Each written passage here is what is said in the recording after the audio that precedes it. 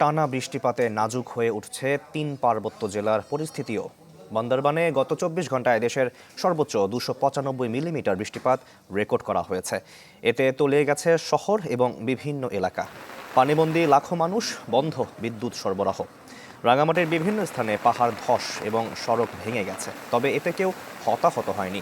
ভারী বর্ষণে জেলার বিভিন্ন স্থান জলমগ্ন হয়ে পড়েছে। চেঙ্গি নদীর পানি ঢুকে প্লাবিত হয়েছে খাগড়াছড়ির নিচু এলাকা। পৌর শহরে 10টি আশ্রয় কেন্দ্র খোলা ছাড়াও উপজেলা পর্যায়ে বিভিন্ন শিক্ষা প্রতিষ্ঠান এবং ইউনিয়ন পরিষদ কার্যালয়কে আশ্রয় কেন্দ্রের জন্য প্রস্তুত রাখা হয়েছে। এদিকে ফেনীর মুহুরী নদীতে পানি বিপদসীমার উপরে প্রবাহিত হচ্ছে।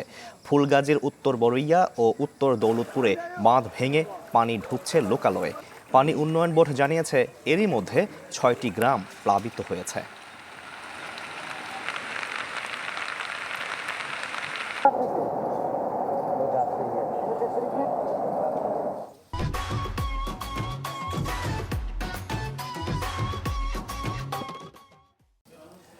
দর্শক, বৃষ্টি ও জলাবদ্ধতার খবর জানাতে রাঙামাটি ও বরিশাল থেকে সরাসরি যুক্ত হচ্ছেন আমাদের সহকর্মীরা।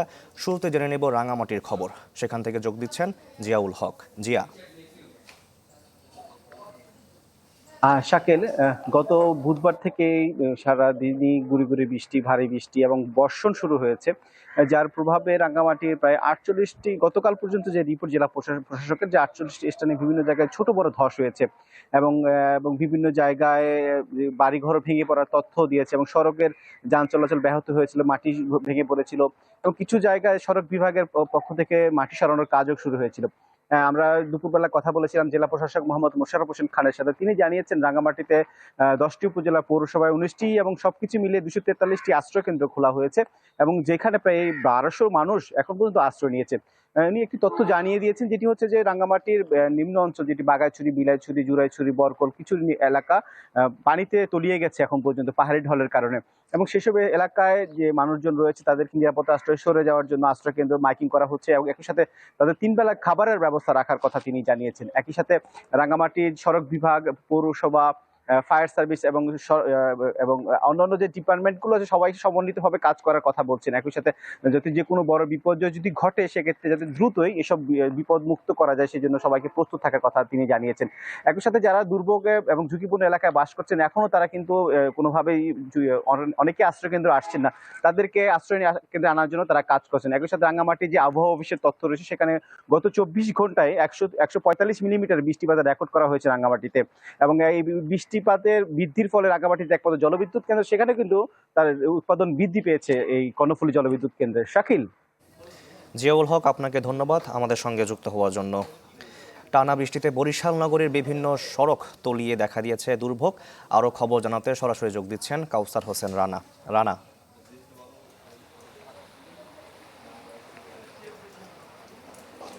শাকিল, বরিশালে টানা বৃষ্টিতে নগরের যে অধিকাংশ যে গুরুত্বপূর্ণ সড়ক, সেই সড়কগুলো তো পানিতে তলিয়েছে, সাথে তলিয়েছে প্রায় অধিকাংশ সব যে গলিগুলো রয়েছে অলিগলিগুলো সব, যার ফলে এখন পানিতে কিন্তু মানুষজনকে বেশ দুর্ভোগ পোহাতে হচ্ছে চলাচলের জন্য। বিশেষ করে আমি এই মুহূর্তে রয়েছি বরিশাল নগরের কবি জীবনানন্দ দাশ সড়কে। এই সড়কটির একেবারে কাকুলির মোড় থেকে নতুন বাজার পর্যন্ত বেশিরভাগ জায়গায় কিন্তু তলিয়ে রয়েছে। এর পাশে সদর রোড, গির্জা মহল্লা রোড, ফজলুল হক অ্যাভিনিউ, নবগ্রাম রোড সহ কালুসা সড়ক, বিভিন্ন সড়ক কিন্তু পানিতে, নিউ সার্কুলার রোড সহ বিভিন্ন সড়কে পানি জমে রয়েছে। বরিশালের আবহাওয়া অফিসের সূত্র তথ্য মতে গত কাল বিকাল 3টা থেকে আজকে বিকাল 3টা পর্যন্ত 141 মিলিমিটার বৃষ্টিপাত তারা রেকর্ড করেছে, যার ভিতরে সকাল 6টা থেকে বিকাল 3টা পর্যন্ত 121 মিলিমিটার বৃষ্টিপাত হয়েছে।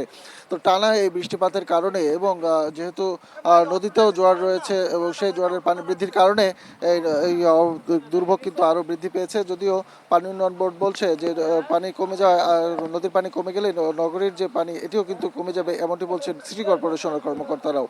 তো সার্বিক আর্থিকভাবে যে পরিস্থিতি রয়েছে তাতে সাধারণ যে মানুষজন, বিশেষ করে রিক্সা চালক, অটোরিক্সা চালক এবং শিক্ষার্থী যারা, কর্মজীবী মানুষ যারা, তাদের কিন্তু ব্যাপক দুর্ভোগ পোহাতে হচ্ছেন। এবং বিশেষ করে এই পরিস্থিতিতে রাস্তায় বের হতে হওয়া, কোনো যানবাহন পাওয়া নিয়ে তাদেরকে অনেক দুর্ভোগের শিকার হতে হয়েছে।